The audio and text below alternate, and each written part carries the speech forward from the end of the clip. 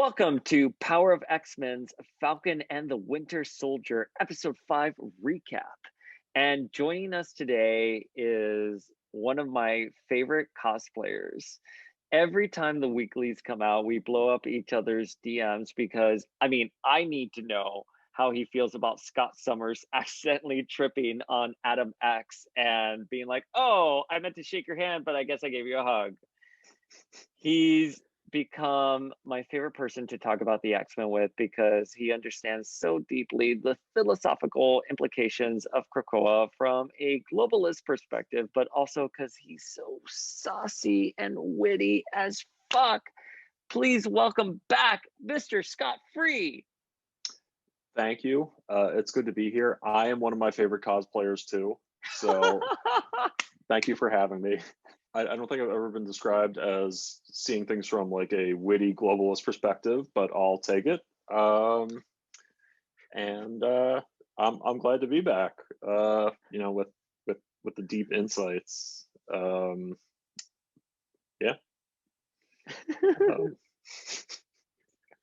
Well, technically, your episode hasn't aired yet because I'm a fucking neurotic human being, and I think we recorded back in like February, and your episode is probably going to be airing in a couple weeks, and that is genuinely your first appearance on Power of X-Men. Yeah, this is like one of these things where like I appear like in an issue, and then like, oh, he's in the shadows, and then he's like, oh yeah, it's like later, and it's like, oh okay, yeah, that's who that asshole was. Yeah, okay. You're like Apocalypse in X Factor, where he just has that shadow, and then he has his like first issue, and then he ends that issue by saying, "I bid you adieu." Yeah, just like in the first appearance of Darkseid, one of the biggest DC villains, is in a fucking Jimmy Olsen comic. So you roll with it. So like this is I'll roll with it. If it's good enough for Apocalypse and Darkseid, it's good enough for me. Wait, hold up. Is Mr. Scott Free telling me right now that he has read a Jimmy Olsen comic? Yeah, probably. I mean, like, I'm an equal opportunity crappy comics reader. So, Jimmy Olsen, Superman's girlfriend Lois Lane. Oh my God. Oh yeah, just like get them all in there. Just bad Marvel comics from the 70s. Luke Cage shaking down Doctor Doom for his money. Like these are the foundational stories of our genre, and like you got to get them. Well, I'm not disagreeing with you at all. As a reader of many bad comics, I'm going to cheers to that. Cheers. And listeners, Mr. Scott Free and I are drinking. So if you want to join us for happy hour while you are listening to this recap, please feel free to pour yourself what are you drinking? This is beer. It's been around for about 5,000 years. Babylonians. No, it's it's an IPA from a local brewery in New Jersey, River Horse. It's their hypnotizing IPA. Recommend it. That sounds delicious. Yeah, I'm going nice. I was gonna say it's a nice way to end the week, but it's a Monday, so I have no sense of time. Yeah. It's a nice way to begin the week, is what you're trying to say. Exactly. It's a good way to begin the week. Yeah, I basically created a jungle juice. I got a Corona Light and some vodka, and I threw in some berries. So yeah, I know. I see your face. Ooh, I mean, like okay, that was a choice. You made a choice, and it happens. Listen, it's a big episode this week. I wanted to get a little toasty talking to you about it because fucking Elaine is in this episode. Yes, as Nick Fury's side piece from the 60s. It was wild. Okay, so I can only call her Valentina from like, and it's like Drag Race. If any of our listeners are familiar with Valentina, that's all I saw when I heard her name. She would like to keep the mask on, but it's like, yeah, yeah, the Countess, or Val, but don't call her that. You can call her that in your head, but don't. Um, yeah, I did not expect, like, Elaine slash President Selena in the MCU, but Sure, I'll take. anything I think goes. I think there were rumors for a long time that there was going to be a surprise cameo. And if you follow any of like the movie vloggers, they were talking about, like Grace Randolph was talking about, that there was going to be a veteran actor who's going to come in and they're going to play not a major role, but a character that's going to have major implications in the MCU going forward. And I have to say, though, I was not expecting Elaine to just show up. No, like, she was not on my list of, like, potential MCU appearances. I mean, like, I would guess, like, okay, Julia Louis-Dreyfus, like, higher than, like, Jerry Seinfeld or like Michael Richards, but like I still didn't have like her on my MCU like bingo card. But it was a pleasant surprise. What did you think? Did you think she delivered in that scene? I mean, like, considering, as like sort of mysterious woman who's just like putting up with no shit and telling him that, like, oh, I'm going to have like a job for you. I thought she did a really good job. Like, if Yeah. you know nothing about who the character is, or like whatever, like, she does a really good job. Yeah, I Um, mean, I thought seeing those heels coming up, and I was like, "Oh, here's a fucking cameo. Who's it gonna be? Who's it yeah, gonna be?" And it was fucking like Julia. Like I was blown away. I genuinely was surprised. I was watching this episode because we've kind of rescheduled a couple of times during this yeah, weekend because I've been like a dumbass traveling, and I was watching this while I was packing, and the second I heard those heels, I was like, "There's a cameo." And I turned around, and I literally, yo, man, I was like fucking surprised by that, you know? yeah. It was legitimately surprising, and I thought they did it really, really well. Like, the like, I don't want to like go too like spoilery with like the character, but it's like she is like an established Marvel character. So it was like, oh yeah, like, this is actually like really well done. It's really in character. It's really well, like, executed. And yeah, it kind of it clicked. Did you have to wiki her character after you saw it, or did you know who she was? Because I'm gonna be honest with you, I didn't know who she was. I heard the I name, everything, but I was genuinely like, "Who's that? Who dat again? Who dat?" Yeah, like I knew like roughly who she was from having read like really trippy like Nick Fury comics from like the 60s. Um and but like that was years ago. And yeah, I'm actually like 75, so I read those when they first came out. But no, like, I can tell. yeah. Ooh, wow. Wow, you better edit that out. But like, um no, she's like an stat. Like, I knew her from that, but like really not not a lot more than like sort of the Nick Fury 60s Shield, like James Bond kind of knockoff sort of thing that he had going on. Um so yeah, it was but yeah, I jumped on like Wikipedia after that and just like, oh yeah, I remember her. Yeah. Yeah, like I vaguely knew her name, but I didn't really know her history. So, listeners, I know we just dove in deep just now, but go Wikipedia her if you don't know who her character is. but I thought she did a really great job. I think she delivered in a way that was just wonderful. I think Valentine Allegra de Fontaine, is that her name? I think it's Fontaine. kinda. Is it Fontaine? You see, I'm trying to. Soy cubanazo. I'm here in Miami. I want to be like Fontina. Like I'm fucking butchering her name. Listen to MrScottFree, because he's always right.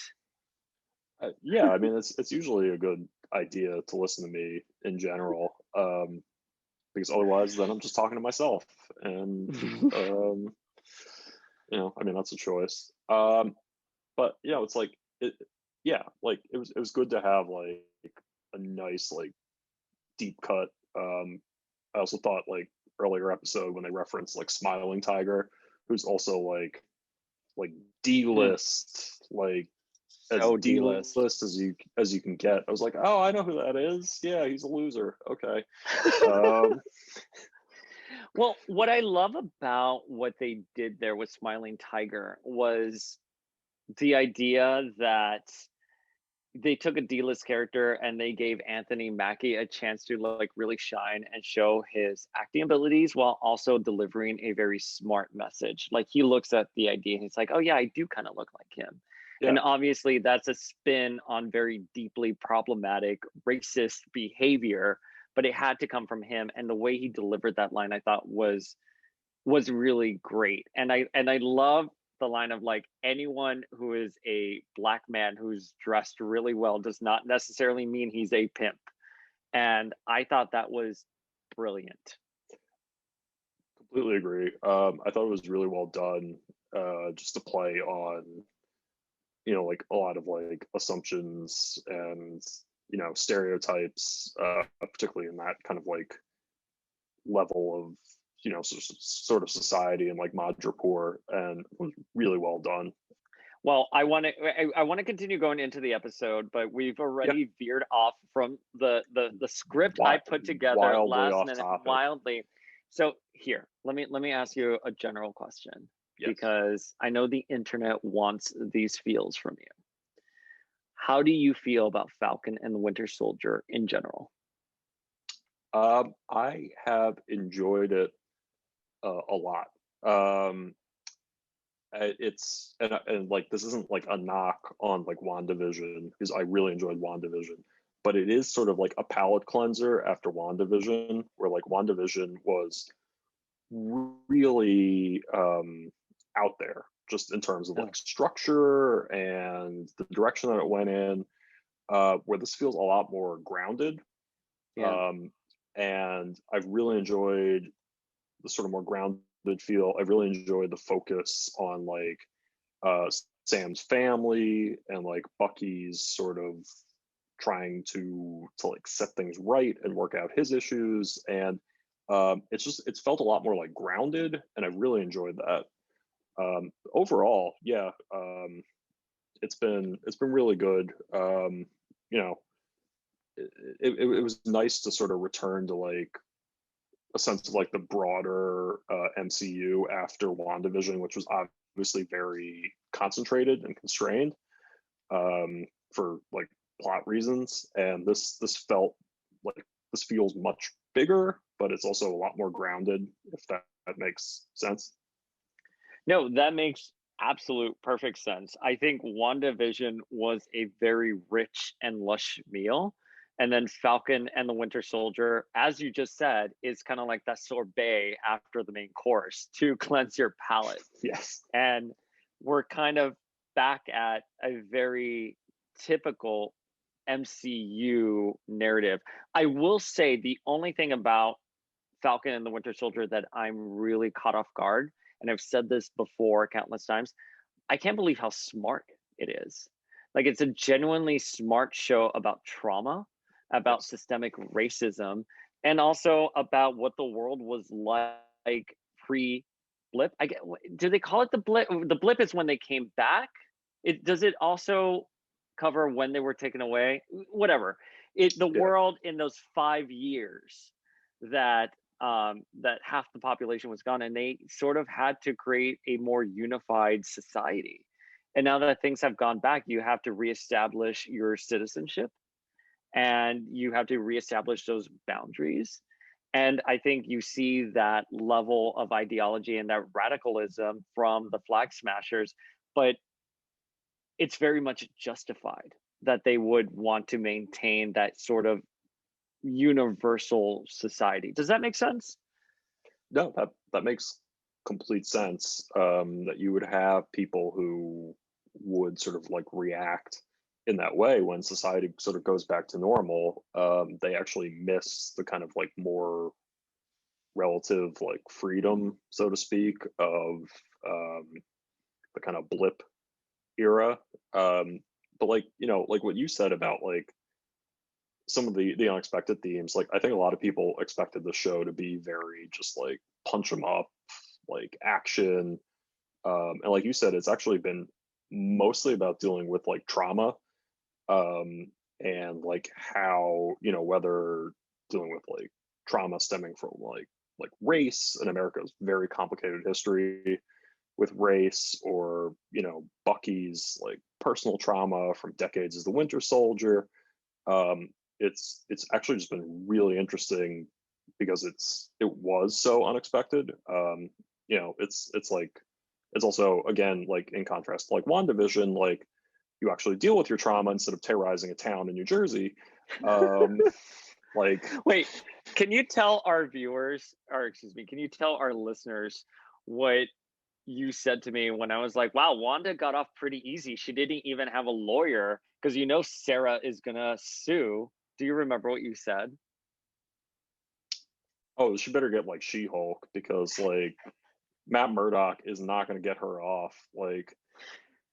Yeah. Like No, even like you were soap. saltier. You were saltier than that. You're like, she can't afford She-Hulk. She's Oh gonna yeah, have yeah, to no, get Matt yeah, Murdock. that's right. She is going to end up with Matt Murdock because she can't afford She-Hulk's prices. Like She-Hulk is like Park Avenue, $1,000, $1,200 an hour. Like, Wanda doesn't have any money. She's got an empty lot in a town where she just drove down the property value for like 8 episodes. But the property value was already shitty before. It's like a dilapidated town in New Jersey. She couldn't even afford Brooklyn or Queens. Or I'm sorry, Vision couldn't afford Brooklyn or Queens. Yeah, because he's a toaster. Like, I mean, what's it gonna pay for it with? He doesn't have any money. He doesn't even have pants. Like, I'm sorry, but like, yeah, like, it, there are this is gonna set my DMs off. There are healthy ways to deal with trauma, that don't involve terrorizing small towns in New Jersey. Most of that riff Well, was a joke, Wanda Stan. So please don't like come after me. Like, I loved WandaVision, all that, you know, Billy, Tommy, it was great. But like, yeah, I'm gonna get a lot of angry DMs now. I don't want to dwell on WandaVision too long, but how was it like seeing Billy on screen? Because of course you've cosplayed as Wiccan before, and I know it's a character that you've liked. How is it like to finally see him in the MCU? And obviously we know he's probably going to age up and we'll get more of him in the future. It was like, I, you know, my little K heart when I saw him in the like the Halloween costume, and it's like, oh, that's like, it's Wiccan. They're finally like doing it, and it was really nice to actually see like characters, even if they're, you know, a little different from the comic version, and the direction that they're going to go in is probably going to be a little different. But it was like really satisfying to actually finally see, you know, both Billy and Tommy, um, just like there, and you know, we know that they're probably going to come back since they're clearly setting up the Young Avengers. So yeah, it was good. Yeah, I mean, we have Ellie in this episode. We had him in the previous Yeah, episode. We have, you know, Ant-Man 3, Ant-Man and the Wasp 3. That's going to set up Cassie. I mean, the Young Avengers are coming. There's no doubt about that. yeah. Um, Kate Bishop in oh, that's right. Hawkeye. Yeah, Yeah, yeah. We're looking forward to that. But I want to wait. I kind of want some salty reads from you. Yes. And obviously, we have John Walker, who played a really big role in this episode. I mean, he's been sort of present throughout Falcon and the Winter Soldier, but I think in this episode in particular, there was a lot about him. What are your general feels on John Walker? And I always call him Johnny Walker because I'm a fucking drunk. But John Walker, what are you kind of taking away from him, especially after this episode where he's put on trial and then that mid-credit scene, obviously with him making the shield? Yeah.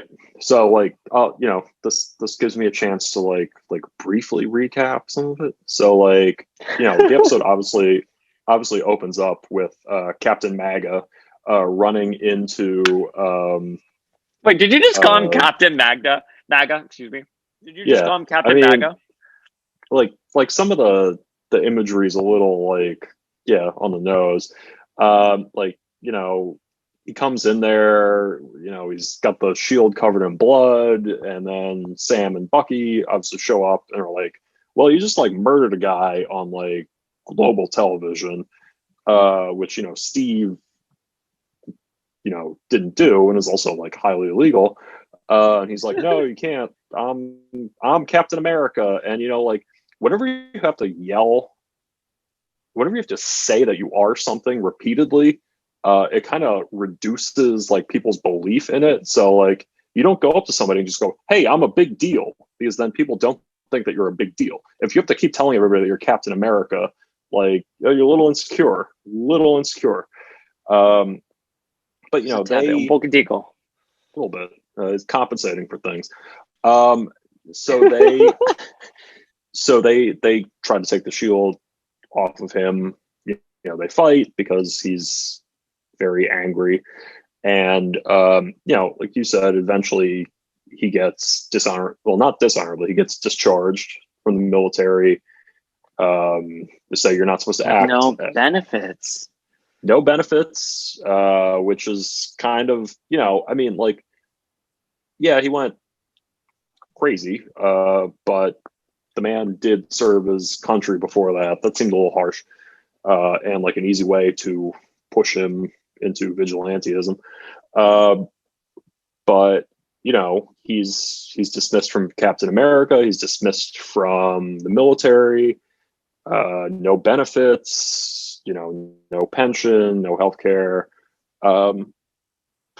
So you know, I've thought like they've handled him very well. You know, the comic version, John Walker, U.S. agent, is a lot more like over the top. You know, he's a product of like kind of like post-Vietnam, sort of like early Reagan era, like America's back, and just like beating up hippies and, you know, all that sort of stuff. And like they've really leaned in on that in some years in the comics, where it's just like he's like a caricature of what like some people on the right think that Captain America is supposed to be like, where it's like, you know, like rah rah America for Americans, like, you know, big, angry, hitting people with the shield, and like without some of the nuance. You know, obviously he grows over time, but like I thought they've really done a good job of portraying him sort of in the current kind of political climate, where he fits into the sort of like America first kind of like narrative of like hyper like aggressive, like screw everybody else, this is what America means. And you can contrast it to like Steve, who, you know, in that sort of like greatest generation, where like America is, you know, welcoming to refugees and immigrants. America is, you know, like liberal democracy. America is equal rights for all. America is not a guy beating somebody to death with a shield in sort of like public view in this sort of like idealized of America, and John Walker kind of represents the sort of darker side of America, if that makes sense. And I think they've done a really good job of portraying that, and a sort of like two-dimensional view of America versus sort of like Steve and the much sort of like richer vision of America.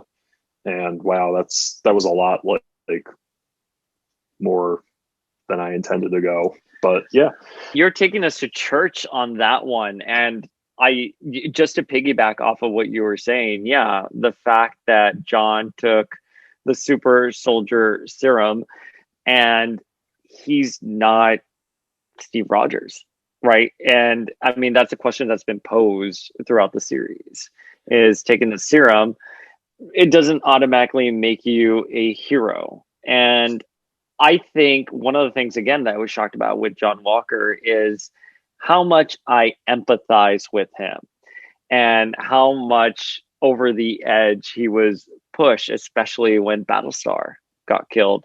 And that was like the worst thing that could happen to him. And so when he's killing one of the flag smashers right there with the shield, just going obsessively like that. And by the way, and he would have done it with Anthony Mackie, you know what I mean? Like, had it not been for,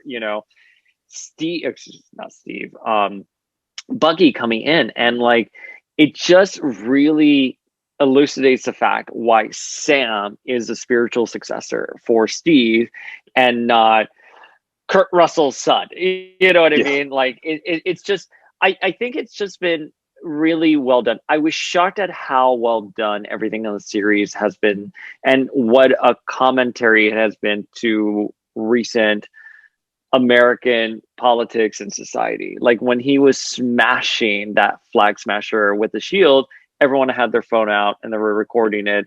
And then he's like running into, he runs off, and they're kind of like, hey, just say it was the heat of the battle, everything, because they know that's going to be plastered all over the internet. Yeah. And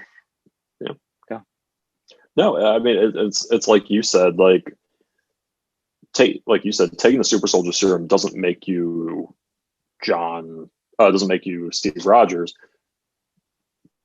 Just because you occupy a position doesn't mean that you're like necessarily that you're automatically like that person, or you're automatically like qualified to be that person. So whether it's being Captain America or President of the United States, just being like Trump in a position,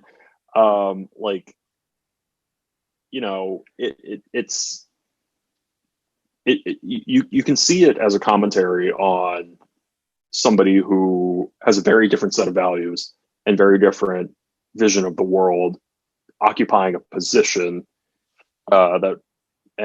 just kind of making a balls of it. Like, they're not necessarily like able to handle the position, and it goes in ways that people like do not expect and do not like.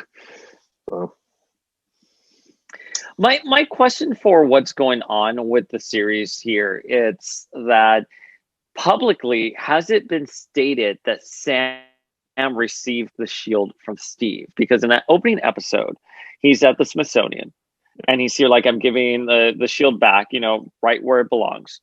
And then it's given to John Walker. Yeah. And John Walker is so clearly the wrong choice. Yeah. And as has been a theme throughout this entire series, is that, was Steve ever wrong in giving the shield to Sam? Because if he was wrong to give the shield to Sam, then he was wrong about Bucky being able to be redeemed. So my question is, publicly, what are people saying about John Walker smashing that shield into someone's face? Are they like, yeah, the government took that shield from Sam and gave it to this like MAGA, like crazy white dude who is like the Donald Trump of Captain America's. Like I'm naturally curious where that conversation is in the universe, because I agree with everything you just said. And the more we saw last episode and this episode, Sam is the spiritual successor in so many ways to the Captain America mantle. And that's what this show is really bringing to the forefront, why it is Sam. Not Bucky, not someone like John Walker, but Sam. Yeah, I completely agree. I don't know like what the in-universe kind of reaction is, but if it's anything like our real world politics, you have probably very like mixed reactions to what he did, with some people being very supportive and some people obviously being very like horrified by like what Walker did. You're right, they don't really explain, did like people know that Sam got the shield from Steve? Like I assume they do, because otherwise it's like, why does he have the shield? Yeah. Is Sam, I'm sorry, what is your opinion on this? Is Sam like, and Bucky, like they talk about Steve as if he's dead. Is he dead? I don't think Steve is dead. I think Steve is in some kind of like retirement community here in Florida, and he's watching everything unfold and just like shaking his head, like. Yeah, I mean, I just think for like narrative purposes, they'll never actually say that, because it always gives them like an option to ultimately bring Steve Rogers back in some capacity. But I mean, I would assume he's still probably supposed to be alive, but you never know. Yeah, no, I mean, I want to see what's going to happen with that. Do you think we're going to get a Chris Evans cameo in, I guess, the next episode, since we're in the penultimate episode? Do you think Chris Evans is going to grace the series? If he does, I would be positive that it's going to be in like a flashback, like Bucky and Steve during like the war.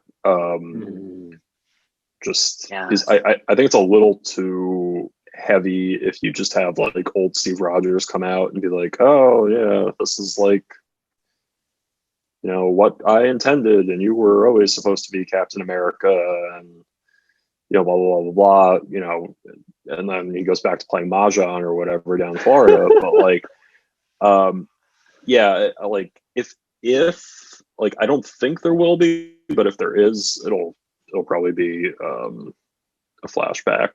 I mean, I'm sure we'll get some sort of like cameo in the last one, whether it's like, somebody else. Yeah. Well, I don't want to be like a clown, and like obviously with like WandaVision, there were so many clowns out there on the internet, and I don't want to put on any like clown makeup right now, but like I do feel organically the story in WandaVision should have culminated with a Doctor Strange cameo, not to eclipse any of the other characters at all, but I think as a post-credit scene or something like that. Similarly with Falcon the Winter Soldier, they keep talking about Steve. You know what I mean? Like, he is a presence that is felt throughout the entire series. It just feels weird to me from a narrative perspective that he wouldn't be brought in. I know, I get it that someone like Chris Evans would eclipse the series and everyone who's involved with that, and it turns into like the Steve Rogers Captain America story. But then why even bother bringing it up? Why not just say like, Steve gave you the shield and then he went off to God knows where, and then just let the story continue without talking about Steve. But like Steve, again, with the therapist, in their conversation, in John Walker, in that comparison, it feels a little bit like they are beating you over the head with that. So like, I do think organically we do need a Steve Rogers cameo or something with Steve Rogers in the end, where he's here like, I'm glad you got the shield. Something like that. Just something to like quench that narrative. Does that make sense? No, I think that completely makes sense. I I think that 100% makes sense, which is probably why we will not get that. It'll be like General Ross or somebody from the military, like, you know, uh, no, he's not Red Hulk in this, but just like, oh yeah, you were always supposed to be Captain America, you know, salute, and would you like to join the Thunderbolts? But like keep it like, yeah, I would like a Chris Evans like flashback appearance, but I don't know. So I want to shift the tide in the conversation to a little bit more of a fun question. Okay. And I'm curious, since you are a cosplayer and like, I'm a fan of your cosplays. Like, I think you just nail it all the time. Who would you cosplay from this series? Ooh, that's a I'm keeping you on your toes here. probably Zemo. Zemo's like an Yes. Zemo's like it's a really iconic. His appearance in this, I think, is actually really iconic with the like the coat and eventually the Like, I like mask. the feather. Wait, okay, so help me out here. Do you know where that mask came from? Because it looks like he just went in the back of this like family car, and you're like, oh, there's that mask. See, I think it's because there's in the comics there's two Baron Zemos. There's the classic one who fought like the Avengers in the 60s, and I think he fought Captain America in the 40s. And then there's like the current Baron Zemo. And I think it was supposed to be like a nod to like and their father and son. I think it was supposed to be like his father's like presumably World War II era or later sort of like Sokovian Count mask or whatever. But I that's what I think. I don't know if that's true. Internet, prove me wrong. Um, but I love how you keep inviting the internet to come for your tracks. yeah, I mean, at this point, like, no, please don't. It but like overall, I think like Zemo's look in this, where they took his at times kind of ridiculous comic appearance, um, and just like simplified it, but still kept it sort of like iconic with just like he still has the same sort of purple mask, but they got rid of like the purple like bodysuit from the 60s, which was a look. But I loved that look, and I love his look in this series as well. I'm a sucker for like those big collared jackets and just like vintage cars, like yeah, right there. You know what I mean? The big sort of commissar jacket. I mean, that's how you know he's from Eastern Europe, and like it's really well done. Other than Zemo, I don't know. I mean, like I love Bucky as a character. I probably wouldn't like ever do a Bucky or Winter Soldier, but Why not? Are you not angsty enough to be Bucky? no, I'm a very simple man. Like there's not a lot of angst. I sit here. You're very straightforward. Yeah, cut through it. Like I love the character. I loved if I ever did Bucky, it would probably this combined answers like two questions. Would you ever do Bucky, and would you ever do Captain America? I would do Bucky as Captain America from like the sort of post death of Captain America era in the 2000s. And like I loved his design as Captain America, but that's getting way off topic. So all right, so how about another fun question, which is fuck, marry, kill. You can fuck one, marry one, shag one, and wait, I think I fucked that up. Hang on. Fuck, marry, kill. You can fuck one, you can marry one, and you can only kill one. Steve Rogers, Sam Wilson, and Bucky Barnes.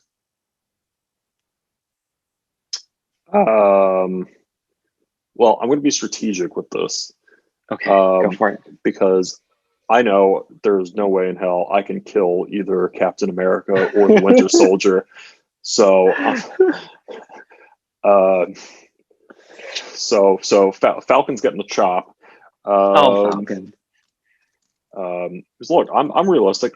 I can't even take Falcon. So, but that's like the smallest chance there.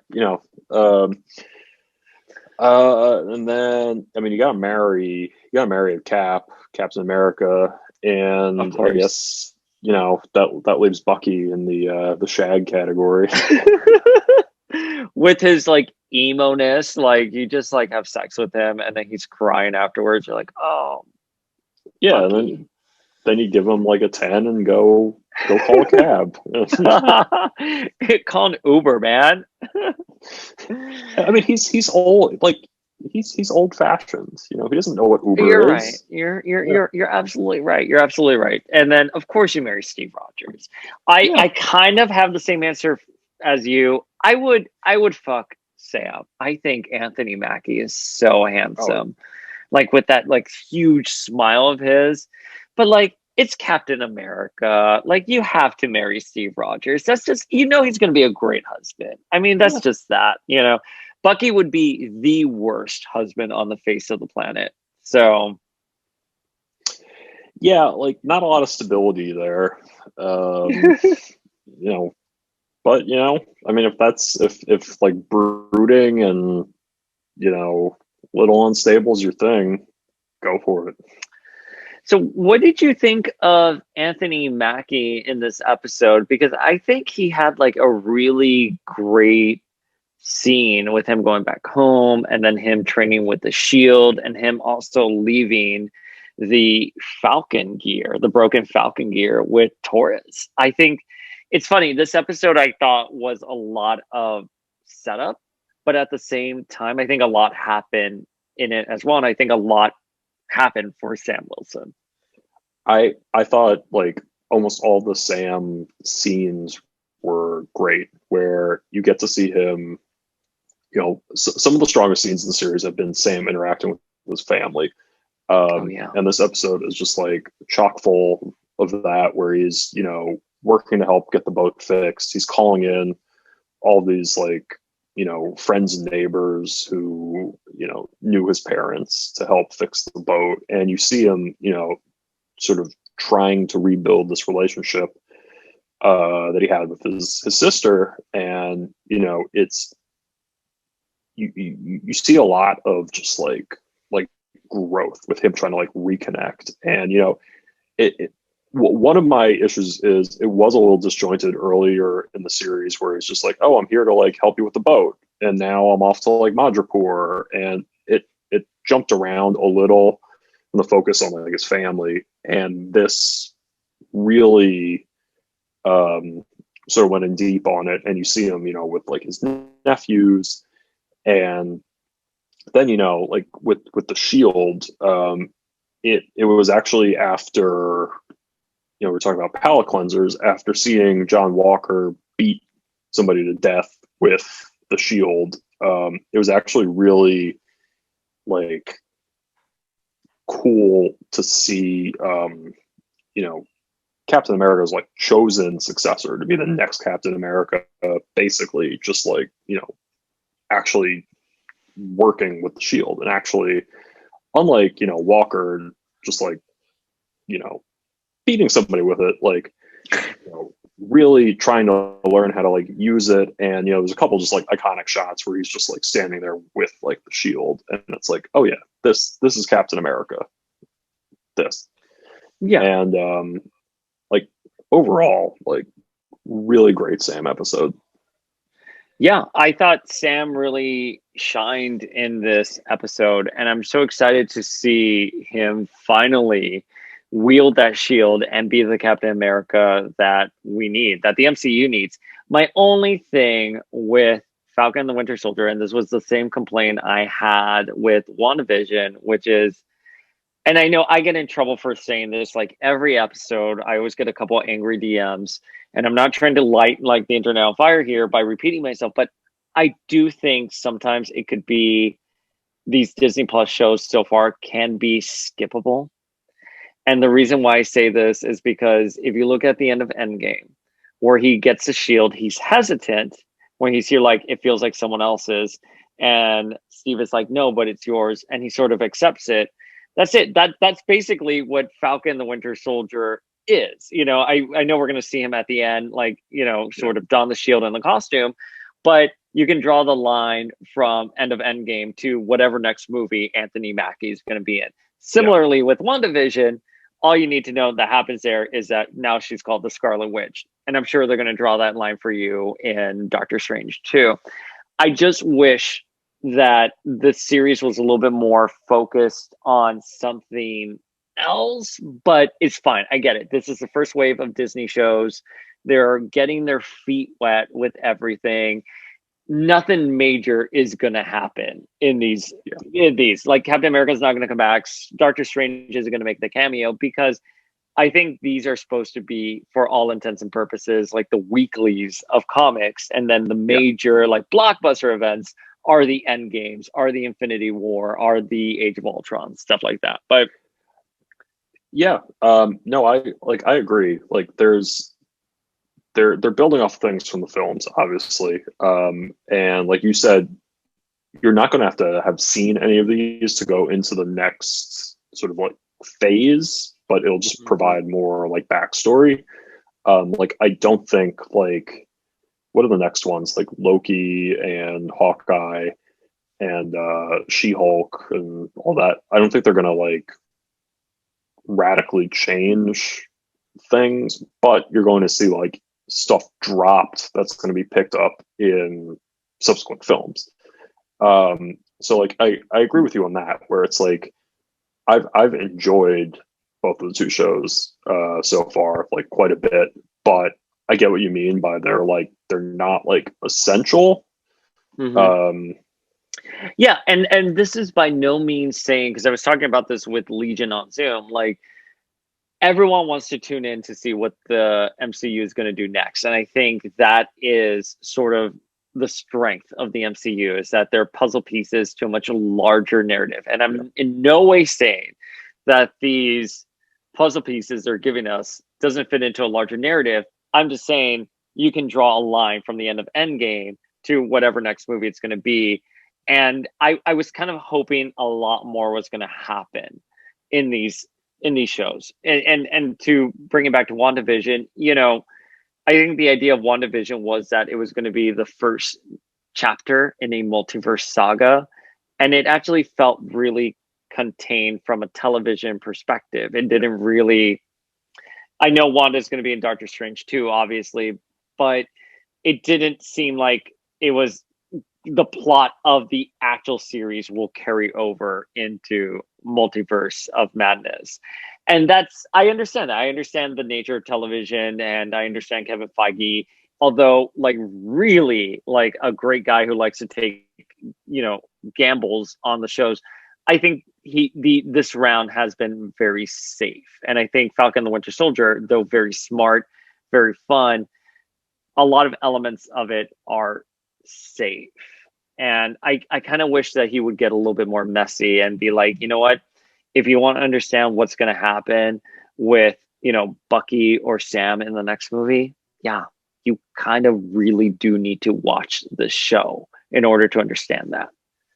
Does that make sense? No, that makes complete sense. I think like the next one that comes out is Loki, and I think like these three, WandaVision, Falcon and Winter Soldier, and Loki, are the ones that have like the potential for like the biggest like scope, because like some of the subsequent ones like Hawkeye, that's like no disrespect to like Hawkeye, but like Hawkeye doesn't operate on like you know, sort of multiversal scale like Wanda or Loki, and it doesn't have like global implications like Falcon and Winter Soldier do, or you know, like down the roads like She-Hulk and Moon Knight, and like, you know, these aren't like don't have the potential to like majorly affect things. I don't know. I mean, like you could have something really out there in She-Hulk, but I'm not gonna like hold my breath. No, like I'm the one of the shows I'm looking forward to the most is like She-Hulk, but I seriously doubt they're going to introduce like, you know, like the Age of Apocalypse or something in like She-Hulk, because it's going to be about like, you know, a superhero lawyer, not like, Yeah, I agree. It's probably going to yeah, be yeah, more the Charles Soule She-Hulk than a She-Hulk ripping Vision in Avengers Disassembled, or her representing an X-Man. I'm yeah. curious to see where they're going to go with She-Hulk and some of the other characters there. I do think, seeing the success of these shows, they're going to translate that into Yeah. the other shows, and they'll build upon it, and hopefully to a point where like some of these shows are just going to like be very essential. But I don't want to veer off track, because we're going to have you back for She-Hulk. I mean, that is like hands down. Like, but I'm curious, what did you think? What do you think of Emily Van Camp and Sharon Carter? The theory that has been floating around the internet, which I think we all thought of, you know, a couple of weeks ago already, is that she's Power Broker. Yeah. And I'm curious what you think, especially after this episode, with bringing back. Oh man, I'm forgetting his name. What's his name? Batroc the Leaper. Yeah. Batroc. There we go. So Yeah. what do you make of that? Do we think Sharon is Power Broker? I think from a television perspective, Power Broker does need to be a character we've seen. Whether it's Sharon, I guess we'll find out next episode. But I want your thoughts on it. Yeah. I mean, I think it makes like sense just from, you know, the characters that have been introduced so far that she is, and, you know, with her at the end of this episode, springing Batroc and having him, you know, join up with the Flag Smashers. It makes sense, just relative to some of the other theories that have been out there. You know, it could be like a plot twist, but like right now, I would say she's the most obvious target. One of the other theories I've heard is it would tie in to Shang-Chi, and that the Power Broker is actually the Mandarin. That would be rad. Which would like, it would tie into that, but like that to me also seems like they wouldn't introduce like the villain from a movie in a TV show. And like I think it would just make sense like narratively for it to be Sharon, although I still think it's potentially not. So I don't know what to think of, you know, like I see what you're saying there. I think it's going to be someone on the show. I think Sharon is a little on the nose, to be very frank with you. And if there's anything that Marvel has done that's, you know, been consistent, is that they do throw curveballs there. When you think you've kind of figured out something, they'll bring something completely left field, like Ralph Boner. But I don't know if it's necessarily a narrative that will carry over into the movies. I'm happy to be wrong. I absolutely am. But I just, given what happened with WandaVision, I'm curious if they're playing it a little bit more safe again this round. Yeah, I mean, it could also be the Countess, which would tie some things back in. You know, she knew that like Walker took some of the serum and everything.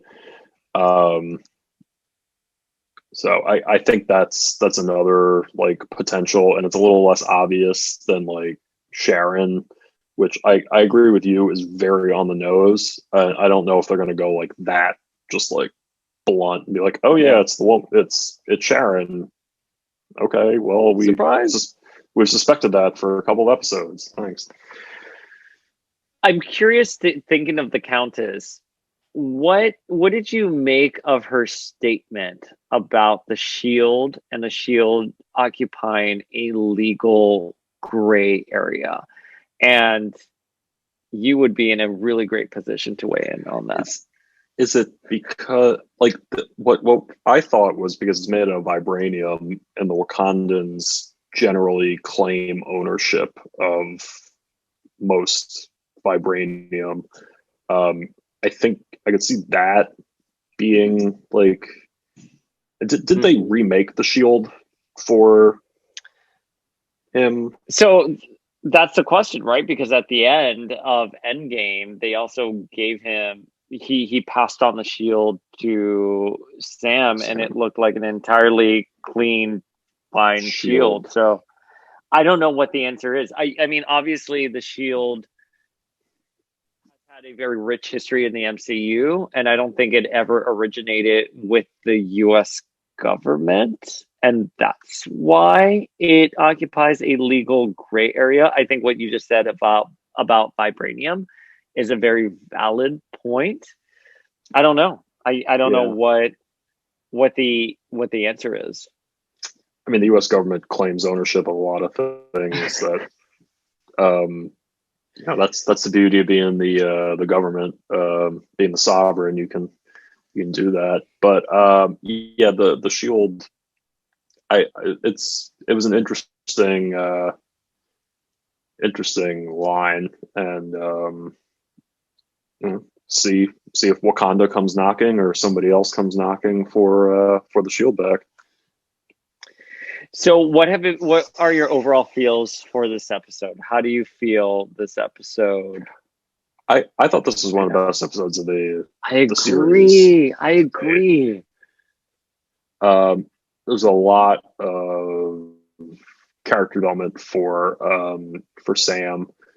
There's a lot of sort of engaging with some like thorny issues, like the whole Isaiah Bradley bit, which was incredible, which was, when he was here, like, let me remain dead. I was just like, the only thing I thought we were going to get a flashback to him during the Korean War. I have to tell you, it was significantly, it may happen next episode, but I would love to see him in action.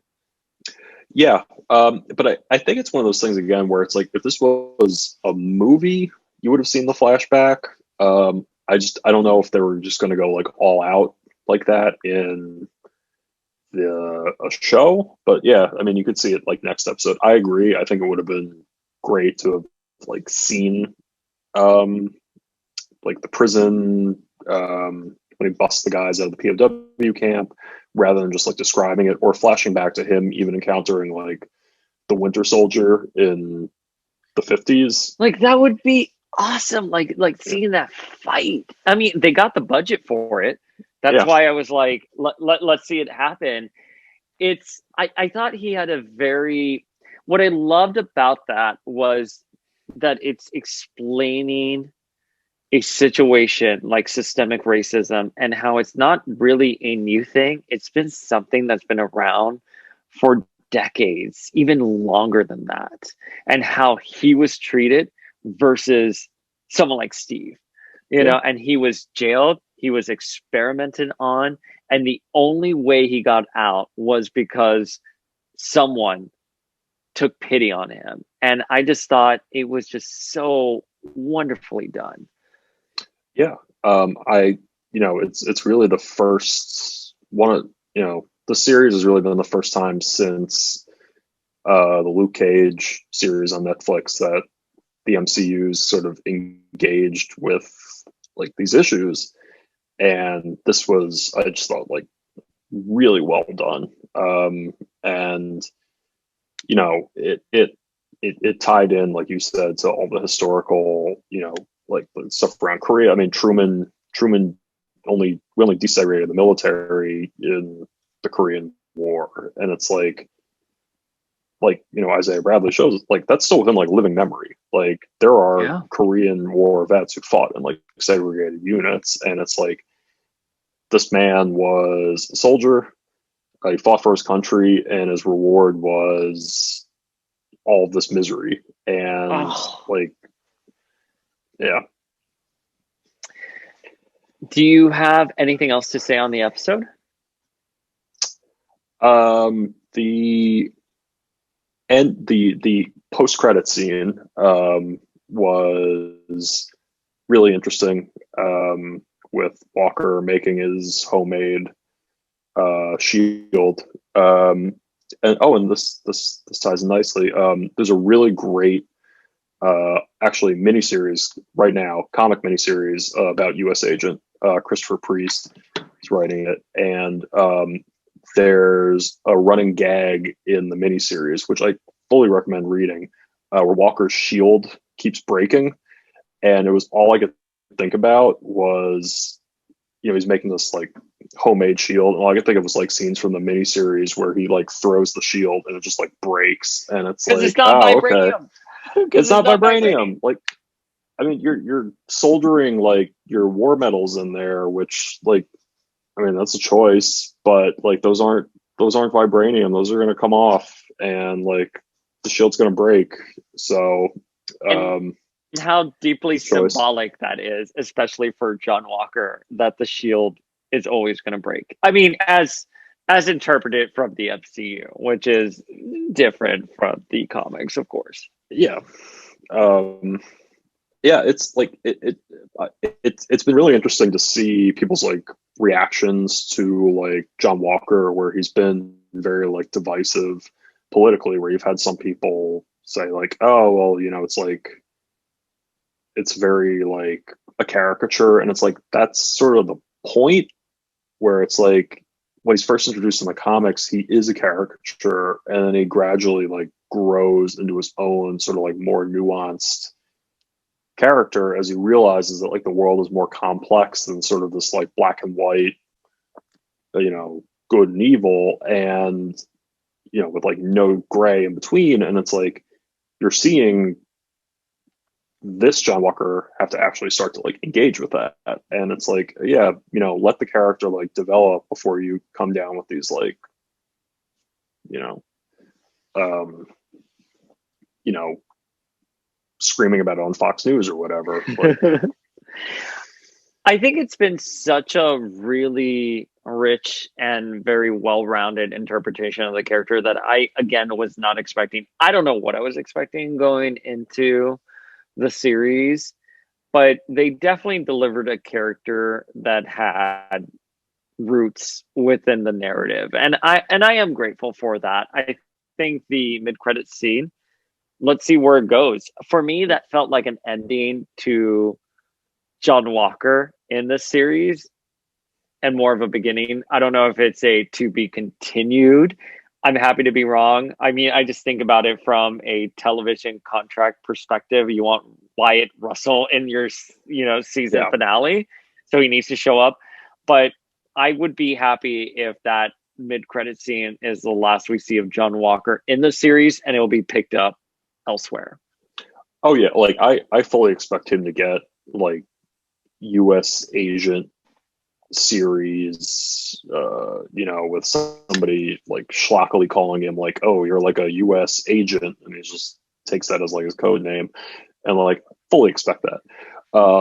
But I agree, like if you have him on the cast, like it would make sense to have him in the last episode, but that really did feel like a conclusion. But he's still probably going to show up in the final episode and throw like his like 3D printed shield at somebody. So we'll see. Did you just call it a 3D printed shield? Yeah. I love you so much. I love how salty you are. Like, really. I can't turn it off. You can't turn it off, really? No. It's constant. Okay, well, I want that saltiness to go into our next segment because we have some listener questions. And of course, anytime I'm like, MrScottFree is going to be on the show, let's do some listener questions. Like the DMs and the answers the questions just blow up. So we asked for some hard feels about the Falcon and the Winter Soldier. And there are some other types of responses and questions mixed in here, but for the most part, they're all about the Falcon and the Winter Soldier. So I'm gonna give you some of these questions. We got a lot. I'm gonna have to curate them a little bit for time. Otherwise, we'll be here for another 3 hours. But the first one we have is "It sucks!" Exclamation point! Exclamation point! I feel that's unfair. I don't think the series sucks at all. No. Yeah, I think it's been a very like nuanced take on like family and duty and like memory. I don't think it sucks. It's definitely, it's been a very good, enjoyable series. I agree. I think it's been a really good, enjoyable series, and it's been pleasantly, as I said, I wasn't expecting it to be this smart and this rich and this I think Disney went there with some of the political commentary, and I'm happy with it. I agree. Falcon is an annoying character who thinks he is tougher than he really is. Emoji shrug. I don't agree with that at all. No, I think I think I can see in some of the movies he's a little more two dimensional because to be blunt, compared to the main sort of Avengers, like he doesn't get a lot of screen time. I think actually the series has done a lot to flesh out the character in the MCU, and like I think it's actually done a really good job of building up the character quite a bit. And I like Sam. I like his character a lot.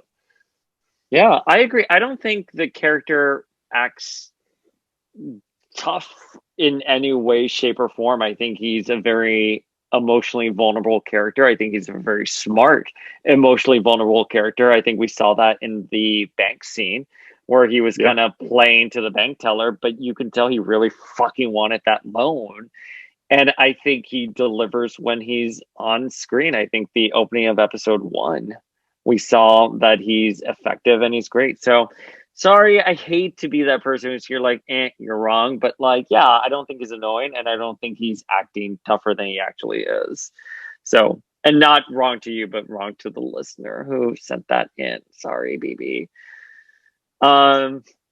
The ending of episode 4 left me traumatized. I can't look at the shield the same way now.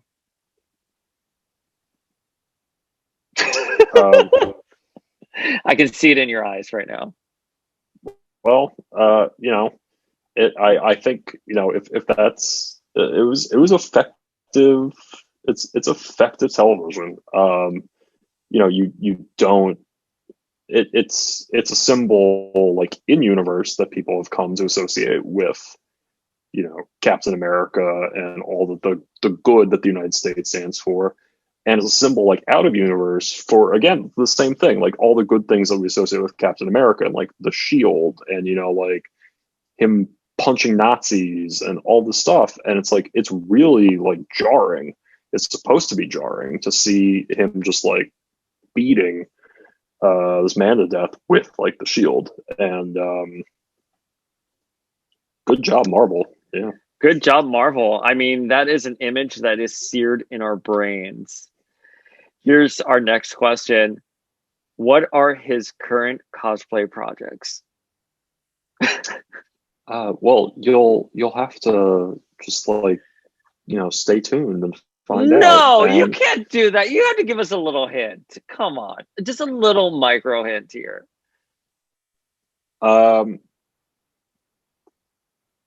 Okay. Well, I mean, this isn't like people know. Well, as I fall out of my chair. That's Wildcat from DC. That is. You've Instagrammed a photo of that already, haven't you? Yeah, I have. Okay. That's my current public. Okay, plan. So we're gonna see Wildcat. All right. You'll see Wildcat. I've something else in the works, and that one will remain a surprise. Okay, that's great. What is it like being a gay cosplayer? I think it's a lot like being a straight cosplayer, where it's I don't know. I mean, I like. I'm trying to think of a spicy answer to this, but like I don't really have like a good one. It's very sweaty. Um, I sweat a lot. You Well, you don't know, look like you sweat a lot, especially in your photos. that's yeah, like layers of spandex will do that. No, I mean like I I don't think that's there's definitely like to be serious. There is like a sub community of like LGBT cosplayers, and it's great because they're overall like very supportive of each other. Yeah. Like you see a lot of people will like reshare other people's work.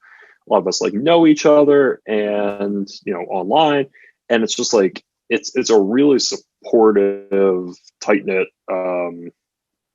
community, and like I've found that to be like really good. Like other than that, it's pretty much just like being like a straight cosplayer, except even less carbs, no carbs. Oh, that's right. You're in the middle of a no carb diet right now, right? I mean, I say that and I just killed a beer, so like, Can I tell you my goal is to see you eat a sub in the Krakoan Cyclops outfit, and like I just want that photo of you. oh yeah, I mean, sure, yeah, like You need to reenact that. yeah, Just for me though. whatever gets me back on the show. That's what I say. Okay, so this next one, yeah, I'm gonna give you two more. This one is kind of a fun one. Sam and Bucky need to kiss. Sorry, MrScottFree, I don't make the rules. I mean, I agree. Their chemistry on screen has been like it's been palpable. Like you could like that therapy scene a couple episodes ago. Like, come on. I was even like, just kiss. I mean, sometimes you just got to break the sexual tension and just kiss, go Just for it. kiss. Just kiss. Just go for it. Okay, so the next one is, and I don't know the context of this. We're just gonna go with this. Why Emma and not Rogue? Why All right. Emma, not Rogue, Mr. Two, Scott Free? uh, hmm. I mean, if you're talking in the sort of Cyclops context, um, well, Cyclops and Rogue have never had a relationship. But if you're doing like that sort of angle, well, I mean, I think the big reason is Emma won't drain the life out of Scott. And like, I love Rogue. I mean, like great character, but her power is a little debilitating. And so what, I'm just going to play the question that way. And I have a feeling, correct me, question asker, if I'm wrong. You might have meant like Jean instead of which is understandable. Oh, that's interesting. You see, I took it as why is Emma, this former villain who can come in and lead the X-Men and still sort of has this stigma against her, and then you have Rogue who comes in, doesn't lead the X-Men, but is universally loved and forgiven. So that's kind of like where my mind went with the question. But Yeah, I do can see you that. do you remember? You don't collect the Marvel Legends, do you? I Marvel don't. Legends figures. So they had a Wolverine Legends wave a couple years ago, and there is an unreleased Rogue figure that was supposed to be a variant to the Emma figure in that wave, and they called them like psychic parasites or something like that, where like Emma can read obviously people's minds, and then Rogue can absorb the memories. And I've never thought of the characters connected in any way, shape, or form No. until like that image in my head from that Hasbro marketing, but. Yeah, like I do not really associate those characters together at all, despite them being now like core X-Men. So it's an interesting question. Mr. Scott-Free, is there anything else left to say about Falcon and the Winter Soldier that you haven't already said to us? You know, I went in you know, like a little hesitant. I called it the hell do Bird Boy and Sad Man. And you did. Yeah. You did. When I wanted you for this episode, that's exactly what you said. You're like, I have so much to say about Birdman and Mr. Sadman. And you know, like it's really grown on me. It's been I've really enjoyed the show, and I'm really excited to see like some of the like Loki debuts in like a month or so. Like I'm really excited to see you know, them keep the momentum going forward, because this more than exceeded my expectations. I have to agree with you. I think WandaVision, look, we're clowns and like the entire internet was like watching, but WandaVision really delivered in terms of engagement and getting people talking. And then I feel like Falcon the Winter Soldier has exceeded storytelling expectations. So I'm with you. Where's Loki going to go? Completely agree. And you know, maybe it'll turn out that Mephisto's the power broker, and like all these people will finally have a satisfactory answer as to where Mephisto is. Where can listeners find you on the internet if they aren't already following you? Because I'm pretty sure anyone who is part of the Power of X-Men community is already part of your community as well. You can find me at MrScottFree on Instagram and Twitter. So yeah.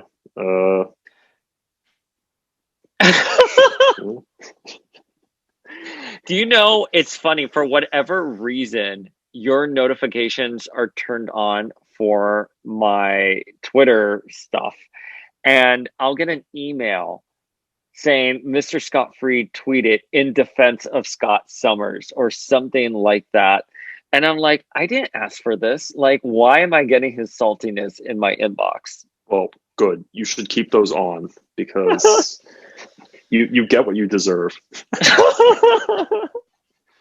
I gotta tell you, your social media presence, it always brings a smile to my face. Like, I love hearing your hot takes. And I think your Twitter is absolutely hysterical. You just kill it every time. Thank you. It's just whatever comes into my head, which is not always good. So it's just putting it out there. All right, listeners, I am the Uncanny Dayspring. You can follow me at Power of X-Men on Instagram, YouTube, and Twitter. And I am signing off. We'll see you next week.